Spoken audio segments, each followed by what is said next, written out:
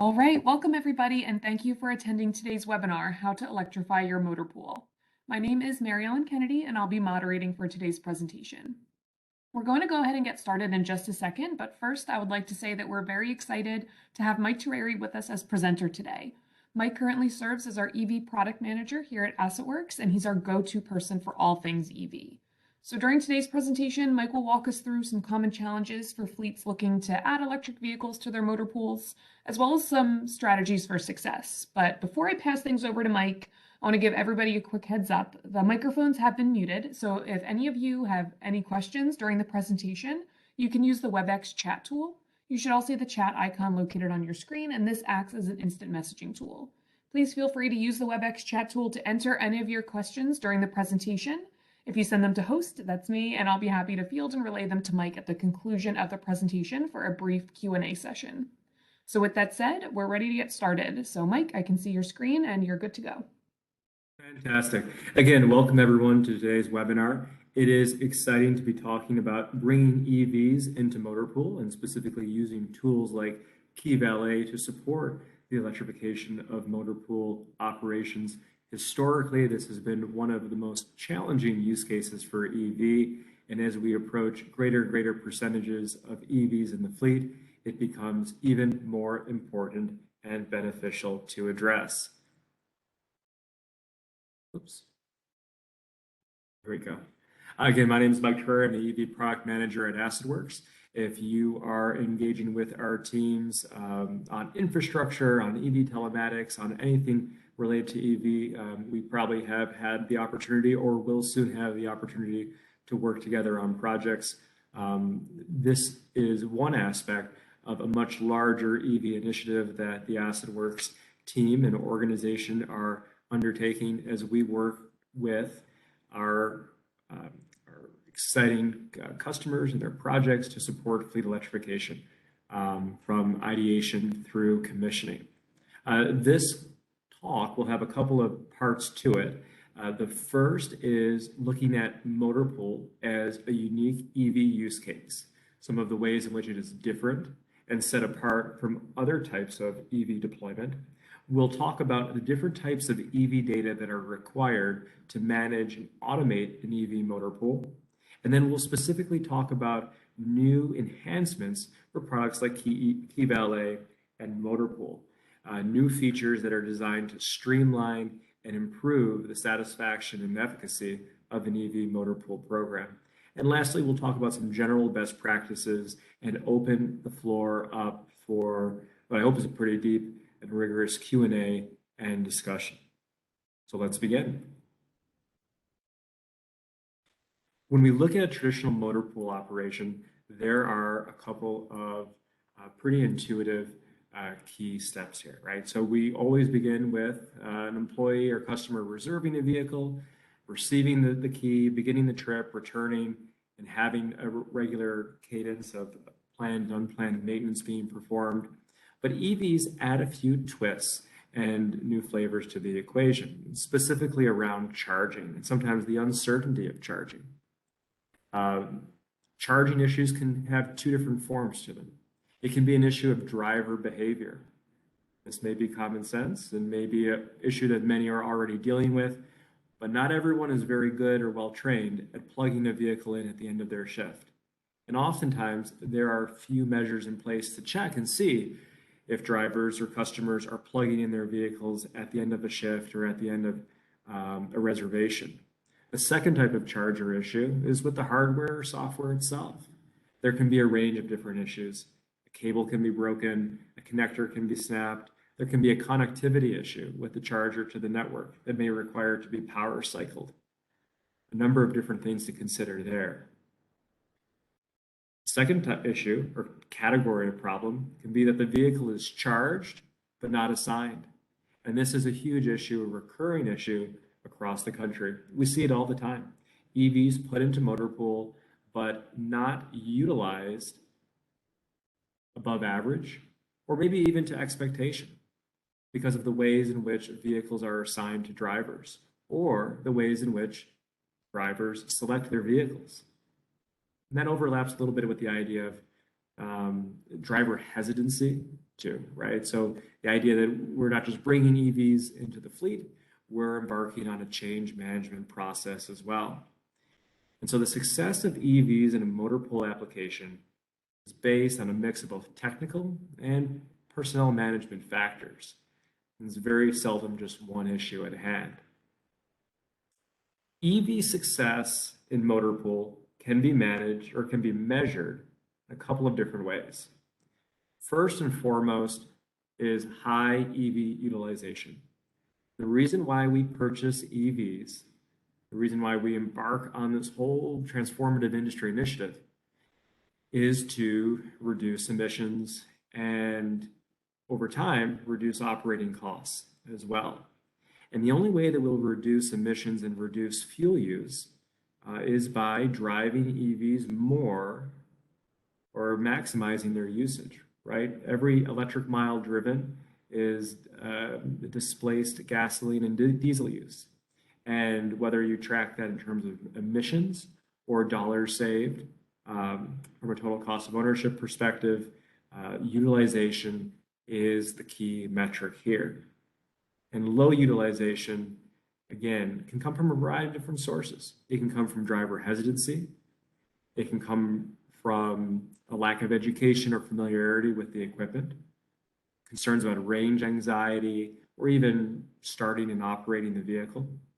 You know, when we bring a new, some organizations, you bring a new Xerox machine into the office and everyone sort of gravitates to the older piece of equipment. We bring EVs in and sometimes we provide less orientation and less training with the EV than we do some standard office equipment. And again, the other issue is sometimes a charger issue. What is interesting about EV motor pools, one of the things that are interesting about EV motor pools are the different sources of data that they rely on.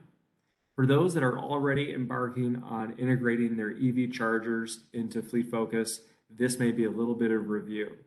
For others, let's clarify an important point. EV data needs to be sourced from two different sources. Charger health and charging costs come from the chargers and the charging networks. However, not all of the information that fleet leaders expect to come from chargers can actually come from that source because of limitations in the software protocol. It is necessary to get vehicle diagnostic, meter data, and battery state of charge information from vehicle telematics. These are unique pieces of information that cannot come from the charger itself. And so as we start to talk about EV motor pool, and we start to think about the types of data that we need to manage this operation effectively, we need to think also about what sources of data we are drawing from. Today's focus is very much on the day-to-day management and operation of motor pool, and that relies heavily on battery state of charge. But to the point that we can be influenced as well or impacted by chargers being out of service or requiring maintenance, that's going to require a conversation about the items on the left-hand side, integration with charge management software to see what chargers are in service versus out of service. The result is that we end up with something like a hybrid technology stack. Different solutions provide different sets of information. Again, vehicle telematics provides information such as battery state of charge. Is the vehicle charged and ready for motor pool use? Diagnostics, meter readings, and location. However, all of the other cost information, the fuel cost information that you will want to track and use to bill back to internal departments or to use in calculating motor pool rates, that needs to be sourced from the chargers. Whether the charger is a standalone network charger, which is connected to the cloud. We have a semi-connect charger pictured to the right. It could be a charge point charger. It could be something else entirely. Or if it's connected to a fuel island controller or ECU, those are the appropriate and necessary sources of data for fuel management. When we bring EV technologies into motor pool, we have the opportunity to, well, we can potentially have some issues, but we also have the opportunity to actually provide an experience that's better than gas. We have the ability to provide a higher level of management and oversight than with liquid fuel technologies. And in doing so, we have the ability to maintain or increase concerns such as customer satisfaction and, as a matter of fact, leadership satisfaction in terms of progress towards sustainability goals, for example. So let's talk specifically about some of the recent enhancements that are happening, that have happened and are in process for Key Valet as a quick example. We are enhancing Key Valet to improve workflows for EVs. We are using telematics data to streamline and improve the assignment of vehicles to customers and drivers. We are increasing the assurance that the vehicle that is assigned will meet the customer's requirements in terms of daily range and readiness. We are enhancing motor pool and Key Valet with these telematics, or this new EV telematics data, to also support your organization's emission reduction goals with higher utilization. Specifically, in the spring 22 release, we have 3 key enhancements. The first, the opportunity to assign EVs in priority or ahead of all liquid vehicles, meaning if you have a pool of 50 or more, any number of light-duty sedans, and a fraction of those are EV, you have the ability to prioritize the EVs in their assignment over liquid fuels to, again, maximize their utilization and hopefully maximize your cost savings and emission reductions. We have the ability, we'll talk about this in a moment, to dispatch or assign vehicles, not just on whether or not they are an EV, but to do so based on their level of charge, and to first assign to drivers vehicles that have as close to 100% state of charge as possible, down to a preset threshold, and that's key. Another enhancement is the ability to set thresholds for vehicles that should not be assigned to customers. It is a user set value. We'll talk about it in just a few minutes.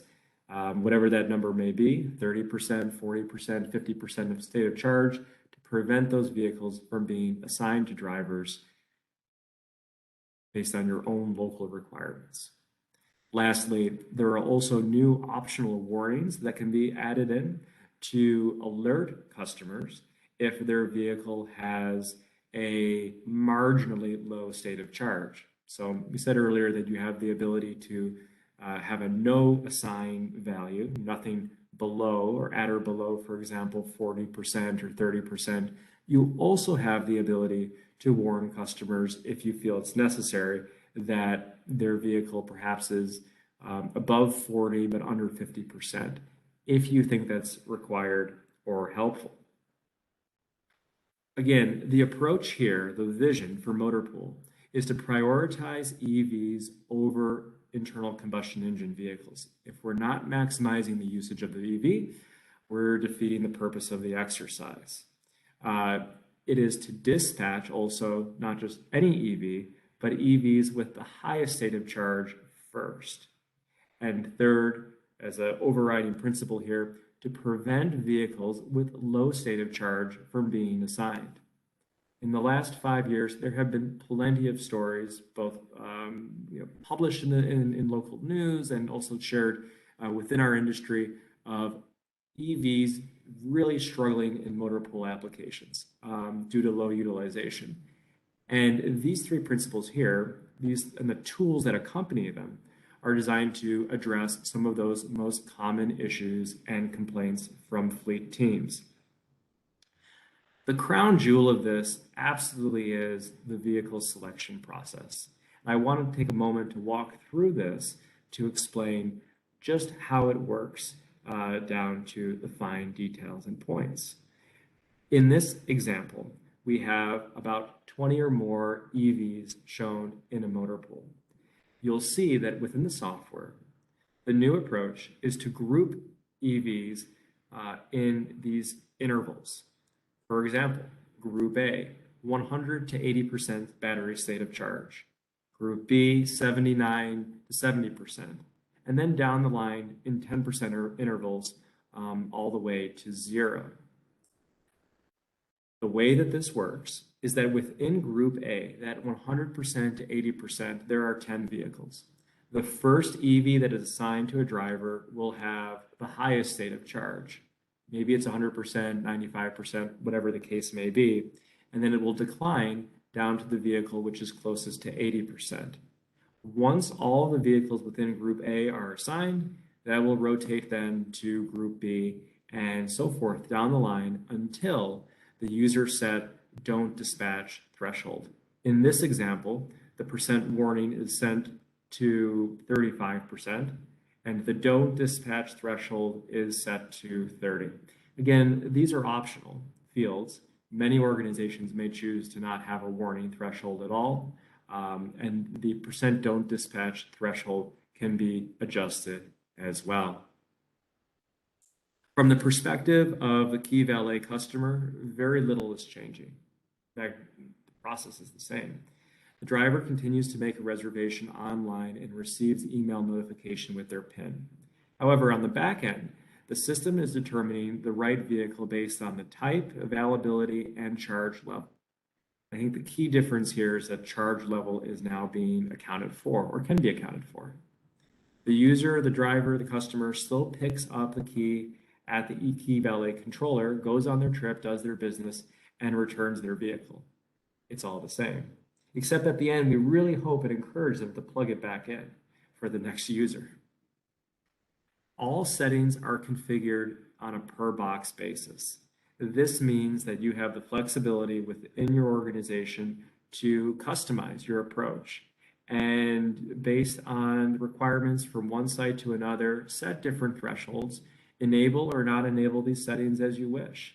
If you have locations that are doing much higher mileage for whatever reason for their motor pool, you may wish to have a higher no dispatch threshold in anticipation of much longer daily range requirements. In locations where the mileage is lower, you may wish to customize it as well. The default, regardless, is that the EV enhancements are not activated until you go ahead and do so. It's important to note too what data we're pulling from Fleet Focus. So I should mention that within Fleet Focus, you have the ability during asset setup or asset creation to mark new vehicles as EVs, and you should do so. However, for this feature, it is not required. The way that the system identifies a vehicle as being an EV or not is whether or not it has a charge value associated with it, the last percent state of charge, meaning that if you have a vehicle which is not classified as an EV, but is via its telematics service pulling in EV battery state of charge, eValet will still recognize it as an EV. We still encourage the classification as an EV for other use cases, but that's not required here. A few closing thoughts, and then we'll open it up to Q&A and discussion. And I know there'll be a lot of questions. Again, we keep coming back to this idea more and more and more. For some, it's a constraint. For others, it opens up more possibility than before. But in order to manage the EV fleet, there are two technology solutions which today are required. One is vehicle telematics, and the other is the charging hardware itself. There are a variety of, or several key technical and legal reasons why fleet organizations should rely on charging hardware for charging information. But for these enhancements specifically, they are dependent on having an EV telematics solution in place and associated with the vehicles. In general, there's a couple of key best practices to keep in mind. Based on the learnings of the last decade, putting EVs into motor pool, it is a process that, when treated without care, can produce some unsatisfactory results. Automation solves or mitigates many of those concerns. Automating EV prioritization is a relatively low effort means of increasing the efficacy of your EV fleet motor pool. Making EVs available, prioritizing them is a first step. Optionally, assigning them based on their level of charge is a way of also increasing customer confidence when interacting with motor pool that they're being assigned a vehicle that will meet their day-to-day requirements. And thirdly, as a best practice, again, going back to the idea that this isn't just a hardware procurement, it's part of a larger organizational change process. There is an opportunity as part of these initiatives to build knowledge and excitement internally. Educating drivers and customers on new motor pool strategies, tools, vehicles is a proven approach to increasing the use of EVs in this use case. Things like lunch and learns or email distributions and newsletters, flyers, any kind of outreach to staff to familiarize themselves with both the vehicle and the charger is key. Even today in 2022, we still encounter some drivers that have concerns.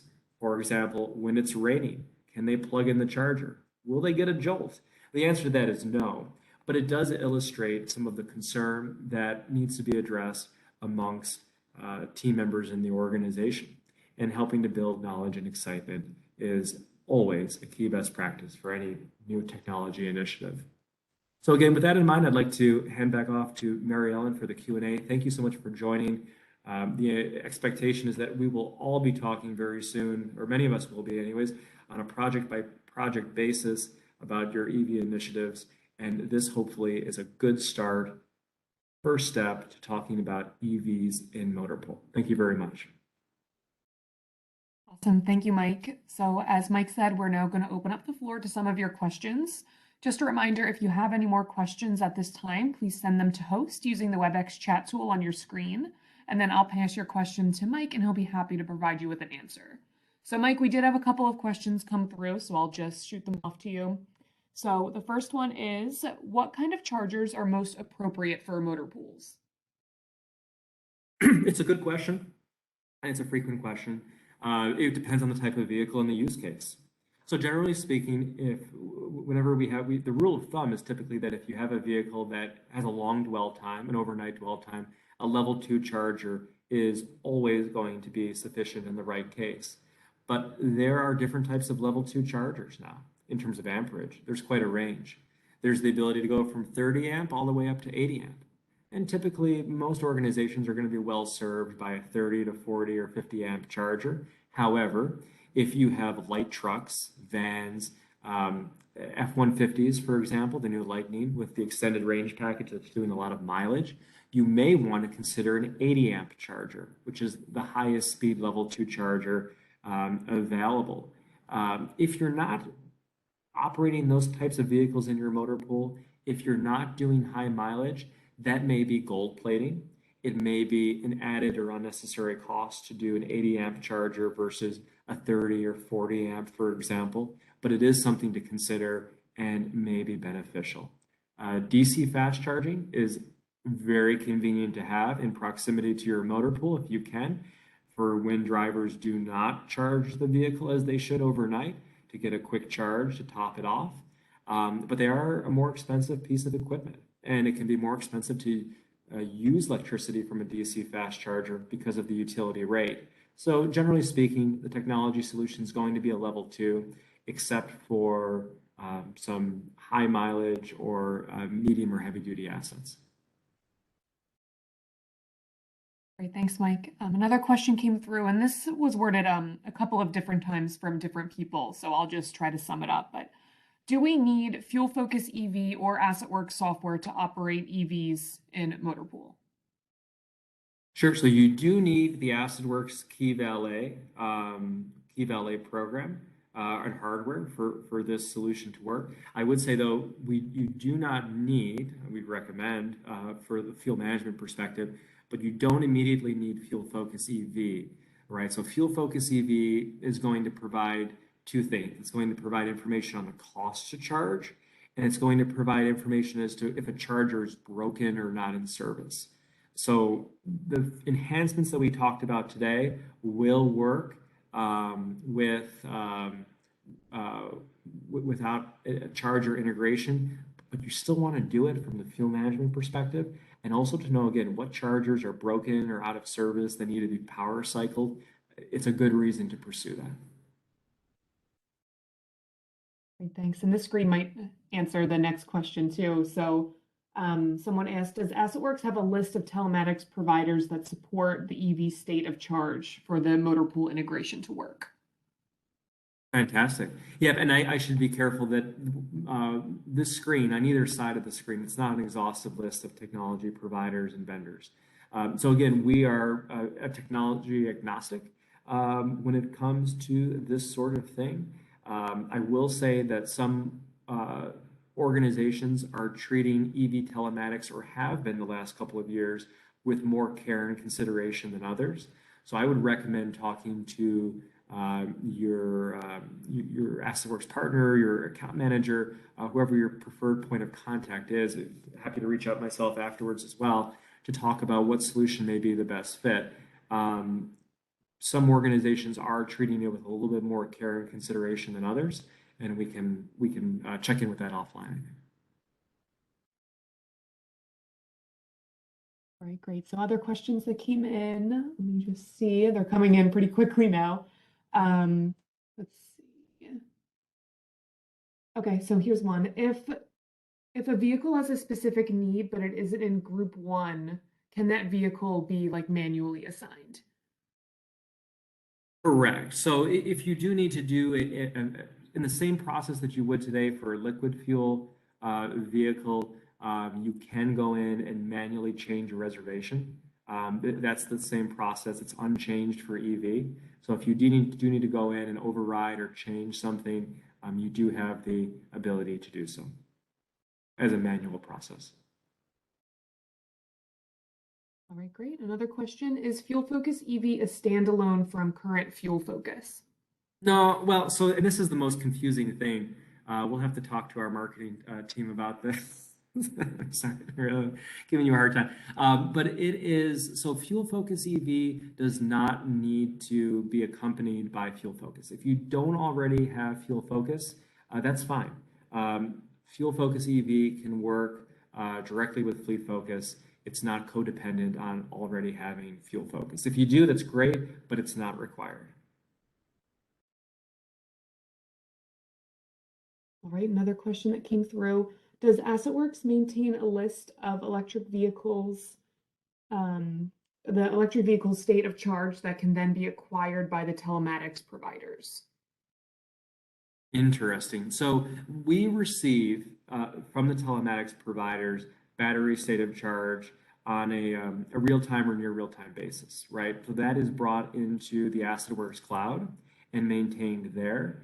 So they are, or in the case of SSS, these are the solutions which actually record and bring the data out of the vehicle into the Fleet Focus cloud. You do have the ability, if you wanted to manually set or update state of charge for whatever reason or purpose, but we are bringing that data from the telematics solution into Fleet Focus. And it's a confusing question because there's a lot of marketing materials out there, particularly from EV charging companies that will talk about being able to provide battery state of charge information, et cetera, meter information from vehicles. Most of the time, what is actually happening in those brochures is they're alluding to using a telematics device themselves. So they may integrate, and this is a good thing, right? But charge points on the Connect, et cetera, they do integrate with telematics providers. So they're bringing in the data. It's not coming through the charger. In effect, if you're already integrating your telematics into Fleet Focus, you get more frequent updates through that means. But just to clarify, you cannot get that information off of a standard charger. Great, thanks. So another question came through. This might be more specific to key valet. So I did bring Tracy Spann over onto the Q&A, but Mike, feel free to tackle this if you do know the answer. But are there still temperature range requirements for the key valet enclosure so that it can or cannot be placed outside of a facility? So Mike, if you don't know that one, then, then Tracy, you can unmute. I can answer that one. I Yes. need to catch my breath. I need to catch my breath. Yeah. Yes, there still are temperature requirements for the kiosk to be mounted in a controlled environment. Great, thanks, Tracy. Another question that came through. So if a vehicle is assigned to someone for an extended duration, like days or weeks, will that vehicle automatically be excluded from the prioritization group, or does someone have to manually exclude that vehicle? So to clarify, the vehicle is, and I'm sorry to pose it back to you, Marianne, but to clarify, the vehicle, it's already, it's still out, it's still reserved, it's still in use, it hasn't been brought back. Yeah, I mean, Tracy, if you want to speak to that, but it sounds like the question is inferring that it's still out, it's still in use. What was the question again? I did not see that one. Yeah, sure. It's if a vehicle is assigned to someone for an extended duration, like days or weeks, will the vehicle automatically be excluded from that prioritization group, or does someone have to manually exclude that vehicle? It will I'll answer be, the, yes. yeah, and because this list here, it's only the vehicles which are available at any given time. So once that, 100% state of charge vehicle from Group A gets taken out, it's out, and there's no double booking. Right, I did see another question come through just about if we're recording this webinar, and we are. So thank you everyone for your questions. That's all the time we have for today. So at this time, I would like to thank all of you for taking time out of your day to attend today's presentation. I hope you've secured some valuable takeaways to keep in mind moving forward. Mike, I would like to thank you on behalf of AssetWorks, and Tracy, you as well for hopping on, but for sharing your expertise with everyone today. Mike's contact information was available here, and you can also just send a direct email to your AssetWorks representative if you have any follow-up questions. But in the meantime, I hope you guys have a great day, and we look forward to having you with us next time.